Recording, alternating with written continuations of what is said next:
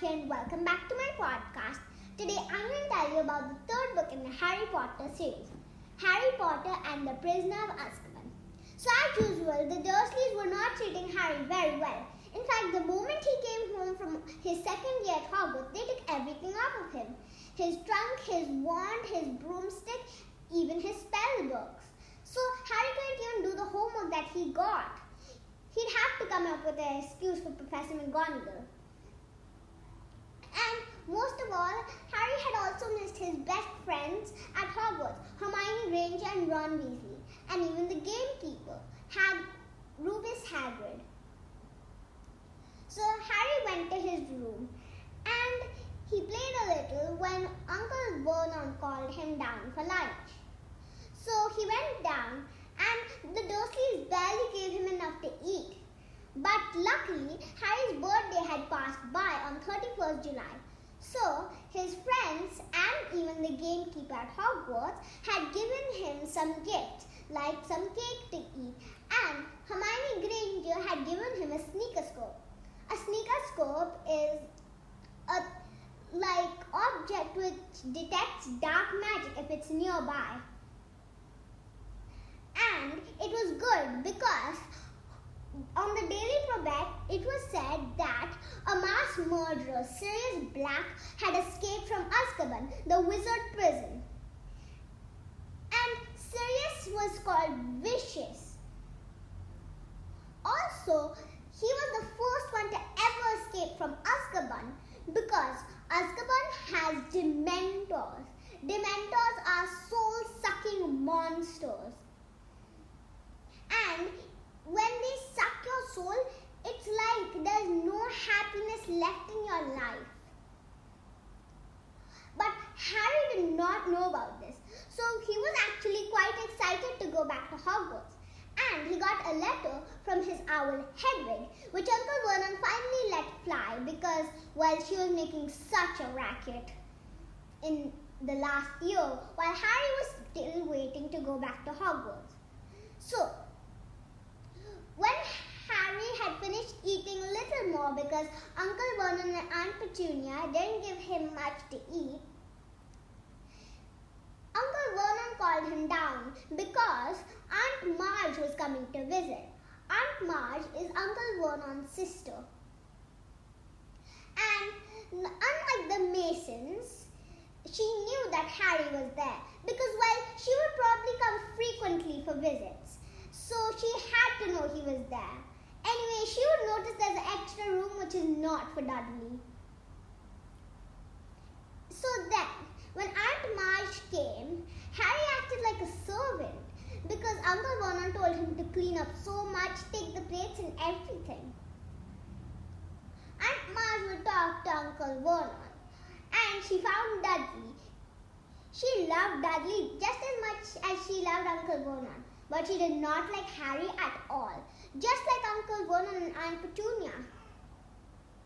So while Harry was washing some dishes that Aunt Marge had finished, because she loves to eat, Riper was also kind of cleaning the dishes for Aunt Marge. Riper is Aunt Marge's favorite dog.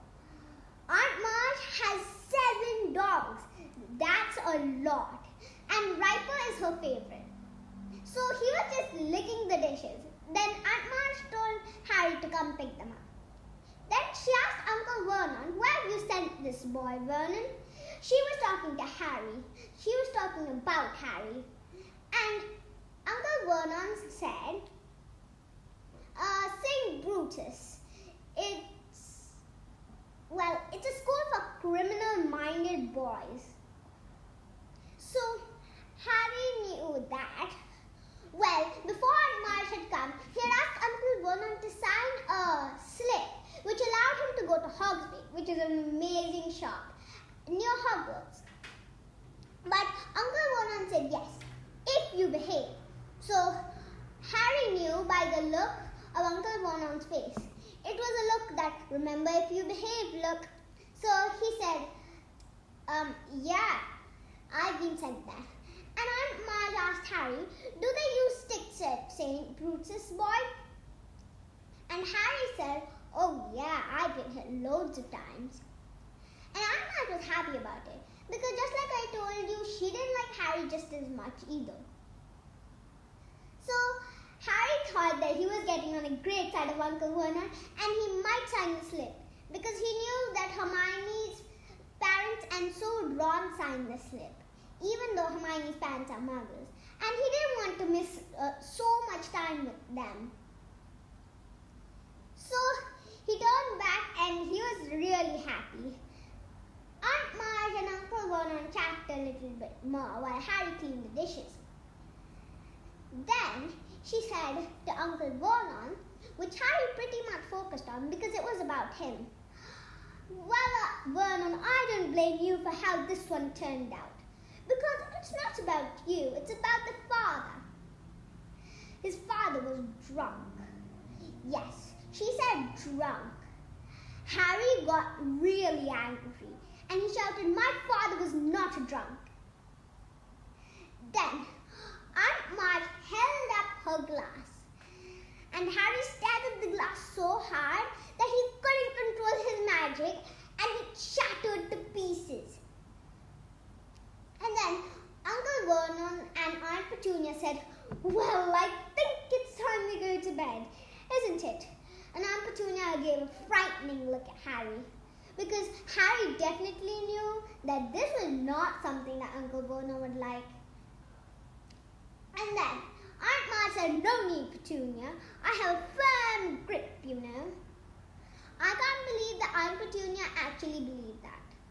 Because, well, they knew that Harry was magical. So, then Aunt Marge said, "Boys, clean this up." So Harry came and cleaned it up. Then she actually supported Harry. Well, kind of. She said, "Well, it's nothing to do about the father. It's all to do with the mother. They say this all the time with pups." Of course, Aunt Marge knew a lot about pups. She had 7 of them. Then she continued on, "If there's something wrong with the bitch, there's something wrong with the pup." Harry got really angry now. And he couldn't control his anger. Then instead of making a small glass break, he got super angry. And this was a lot angrier than before. But did Albus Dumbledore, the headmaster of Hogwarts, tell that if you can't control your anger, you can't control your magic? So, he accidentally made one of the legs of the table fall. And then, Aunt Marge said, "What is happening in this house?" And Harry, he blew up his aunt. Okay, what I mean to say is that Aunt Marge grew really fat that even her chair broke and she flew out of the house. Uncle Vernon went running and he said, "Marge, Marge, no, come back." Aunt Petunia went after him and Riper flew up with Uncle Vernon. Harry quickly went to his room. Well, he couldn't get his wand, but he somehow unlocked the door and got all of his stuff out. Then he got his trunk out, put his broom in the trunk, got Hedwig's cage and took his wand and got out of there. When Aunt Marge completely blew away, Uncle Vernon came. Harry was already down the stairs and he said, "You put her back to normal this second." Then Harry rose his wand and said she deserved what she got. Then Uncle Vernon laughed and said, "You are not allowed to do magic outside of school. They'll expel you. You have nowhere to go now." Then Harry said, "Try me. Anywhere is better than here." And I would trust him too, because I would not want to live with the Dursleys. Then he got out of them. And I don't think Uncle Vernon, Aunt Petunia or Dudley even cared, because they never liked Harry anyway, did they? So Harry left. And it was really cold outside, because it was pretty dark. Then he sat down on the road, on the sidewalk, near the playground. Then the light above him started flickering, and somehow it got even colder and windier. That the swing started to swing, and the merry-go-round started to go round and round and round. Then Harry saw a dog, and I'm not talking a pup like Riper. I'm saying full-on dog. It was black, fuzzy hair, and he was growling at Harry. Then, while taking Harry's view of the dog, came the night bus. I'm pretty sure you've heard about double-decker bus, but have you ever heard about a triple-decker bus? That's what the night bus is. So, the night bus knocked Harry off of his feet onto his trunk. Then, Stan's Stunkpipe came out. Stan's Stunkpipe was like a greeter from the night bus. He said, "Welcome to the night bus. It's like an emergency transport for the standard witch or wizard. Stick out your wand hand and get on. We can take you anywhere you want to go." So Harry took his trunk and got in. But Stan said, "No need, I'll take that," taking Harry's trunk. Well, then he picked up Hedwig's cage, and he was already holding his wand. So he went in. And even though it's a triple-decker bus, you probably think there's just one more layer than a double-decker bus, and it's exactly the same. Well then, you're wrong. Because this night bus didn't have seats like any normal bus does. It had beds. Because when it said, "We'll take you anywhere you want to go," it must take a long time. And Stan asked, "Where would you like to go?" And Harry said the first thing that could pop up into his mind, the Leaky Cauldron. That's in London. So, as you remember, the Leaky Cauldron is also where Harry went to Diagon Alley with Hagrid in his first year and got all his supplies, including Hedwig, his wand, everything. And that's even where he first saw his broomstick, which Professor McGonagall brought for him when he became the Gryffindor team seeker. So then, a weird skull head, like some circular or head-type shape with no hair, like just few braids, said, "You heard that, Ernie? Leaky Cauldron in London." And Ernie, who looked like a grandfather, got up and started driving the night bus. Harry fell onto his bed, and he was not in the mood to sleep because he had just led to Prefect Drive number 4, the worst house he could think of. And zoom went the night bus. It went really fast. Harry sat on the bed instead of lying on it. And the night bus went everywhere, zoom in every single shape. Harry asked, "Can't the Muggles see us?" "Muggles," said the skull head. "No Muggles can see us. It's the night bus." Rhymes. Anyways, Harry just sat down on the bed, feeling surprised, thinking that this was a dream. But it probably wasn't, because he would be a fool to leave Prefect Drive. So, again, I say, zoom in the night bus, but then 2 double-deckers were in front. And then the skull head, who was like the mirror, said, "Ernie, there are 2 double-deckers. They're heading right for us, and they're inches away, and..." Then Ernie pulled something at the top, and the bus got so thin. And the skull head said, "Why the long faces?" Because for some reason, even the people in the bus got squished. Luckily, they weren't like hurt or anything. Harry was standing up, so he sat back on the bed, once again surprised. After the night bus squeezed through the double-deckers, they popped back into shape and zoomed away. Then the bus stopped and Stan Spike said, "London Leaky Cauldron, get off." And Harry got off the night bus. Then he met a weird man who said, "This way, Mr. Potter." So Harry followed the weird man.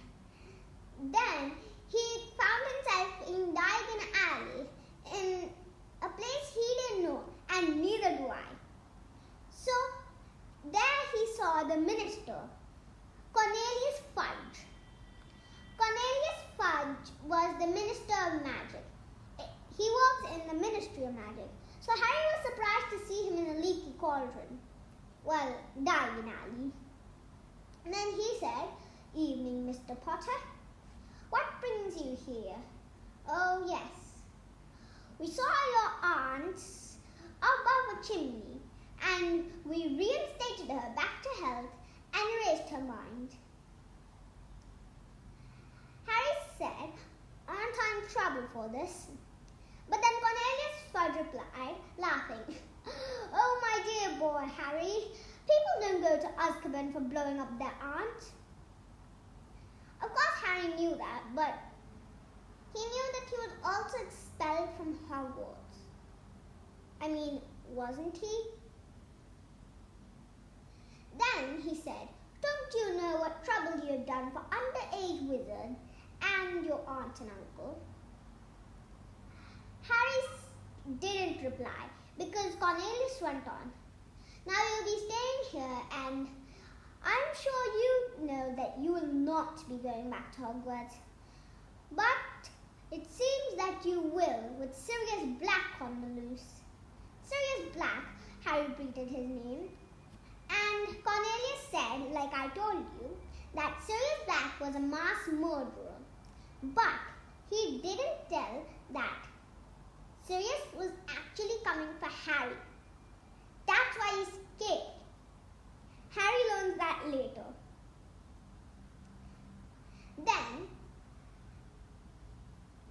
Cornelius Fudge asked the man who brought Harry to him and told him, "Please escort Harry to his room." And the person pulled Harry, so Harry knew he had to stand up, and he pulled him back to his room. Yup, Harry got to sleep in Diagon Alley. But of course he had to return back to Private Drive after this year was completed. So then Harry would stay there, and he got his new spell books too. He also got another weird book, which didn't look like an ordinary one. It was a monsters book, because there was new care for magical creatures teacher. So he opened the book and snapped so hard that the pages ripped. Harry threw the book under the bed before it could do any damage. It already hurt his finger. So the book chomped and chomped and chomped and went under the bed. Then got quiet and started purring like a cat. Harry slowly looked down from the bed. The book looked back and started chomping again and coming right to his face. Harry got up as quick as he could. Then the book hit the wall under the table and stumbled back. Then turned around and started chomping again under the bed. Then started purring. At the back of the bed, I'm guessing. Harry did not dare to look down anymore. He took off his shoes and took a sock. Then he carefully kept it down. The book came back, and then Harry lifted his sock and slapped the book closed and closed it with a strap. So then he kept the book back on top of the other spell books he had gotten. Hedwig was very mad at Harry because on the whole trip there, Stan didn't let her out. He didn't let any of the owls out. But at least the other ones had been fed. Yup, Uncle Vernon didn't even let Harry feed Hedwig. But at the dinner he was able to, but he was distracted by Aunt Marge, so he didn't. So she was really mad. So Harry let her go to find some food of his own and hopefully get a letter from Hermione and Ron that they were hoping to send. So then, Harry slept there for a few nights. Then, finally, it was the day he could return back to Hogwarts. He found the Weasleys, so he went along with them. Because Cornelius Fudge dropped him off at King's Cross Station, where he found the Weasleys. So, he went along with them. And then they saw the Hogwarts Express after going to the barrier. This was Ginevra Molly Weasley, Ginny, second year at Hogwarts. Ginny was also Ron's younger sister. Ronald Weasley was one of Harry's best friends, along with Hermione Granger. So Hermione and Ron went on the Hogwarts Express. Then, as it was about to go, Mrs. Weasley came running to Ron, holding up a rat. That was Scabbers, and she said, "Don't forget him, Ron." And then the Hogwarts Express went. Ron took the rat and flew off on the train with Harry and Hermione. So then, Harry and Hermione and Ron tried to find some seats. They saw someone and Harry said, "Everywhere else is full. Let's bunk in here." There was already a teacher sleeping there. And Ron asked, "Who is he?" Hermione replied, "Professor R.J. Lupin." "She knows everything." "How is that she knows everything?" Ron said, sounding surprised. Then Hermione said, "Ron, it's written on his case." Ron didn't see that, so he said, "Oh." But then the train stopped and became ice cold. Hermione said, "We can't be there yet, and the train should have whistled." Then Ron looked out and said, "Guys, something's out there moving." And the window became frosty. There was a glass of water on the table that Professor Lupin must have kept. It turned into ice instead of water. Harry and Hermione looked around, but Ron kept looking out the window to see that black thing. It was really dark. It was already nighttime, so they couldn't see it that clearly. Then Hermione looked out and said, "Guys, there's something moving outside on the train." And creepy black hands touched the doors and opened them. It was a weird black thing with a long gown, stripy, and his head was really creepy. His mouth was unlike our ones. It was circular, and it started sucking. Harry's face became long, but Hermione and Ron couldn't see that. Then Harry heard someone screaming his name. It was like, "No, not Harry, please, not Harry." Then Harry didn't know who it was, but he knew that it was a woman. Harry fainted and fell on the ground. He heard Hermione and Ron's voice saying, "Harry, are you okay? What happened?" Harry woke up and then said, "What was that thing?" "Dementor," said Professor Lupin, because as soon as Harry fainted, he got up, took out his wand, and casted a weird blue thing, which shot the Dementor out.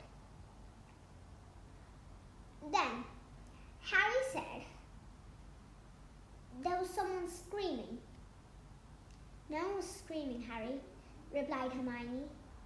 And then Ron said, "Well, I did feel that I never had happiness again." Professor Lupin looked at Ron, then gave him a little bite of chocolate. He said, "Here, take this. It'll make you feel better." Now I'll have a talk about the Hogwarts Express manager or train driver. Harry took the chocolate and took a small bite. Then he asked Ron and Hermione, how come you guys didn't faint? And didn't you see that thing sucking? He wasn't sucking anything, Hermione said. Then Lupin came back and said, Harry, you know I haven't poisoned that chocolate, right? Harry ate the whole chocolate, but Lupin had already gone, so he didn't see that. Then the train had started again, moving. And finally, they were back at Hogwarts. Hermione and Ron went to the Great Hall, but Professor McGonagall insisted that Harry should come with him. And this was not because he was in trouble, because, well, Professor Lupin, who was a new teacher at Hogwarts, Defense Against the Dark Arts, had told Professor McGonagall. So Professor McGonagall brought Harry to her office and said, what happened on the train exactly, Mr. Potter? Professor R.J. Lupin told us that there was a dementor. So Harry told Professor McGonagall everything about the dementor sucking and the woman screaming. Then Professor McGonagall said, then at the end, Harry said that, but I'm okay, I should get back to the Great Hall. He really wanted to get back to Harry, Ron and Hermione so that he wanted to ask more things. But Professor McGonagall said that at least have some chocolate. Then Harry said that I already had some. Professor Lupin gave me. So Professor McGonagall let Harry go back to the Great Hall. But he completely forgot about asking questions. I think I've told you enough about this podcast. So tune in for next one to learn about more. Bye. See you next time.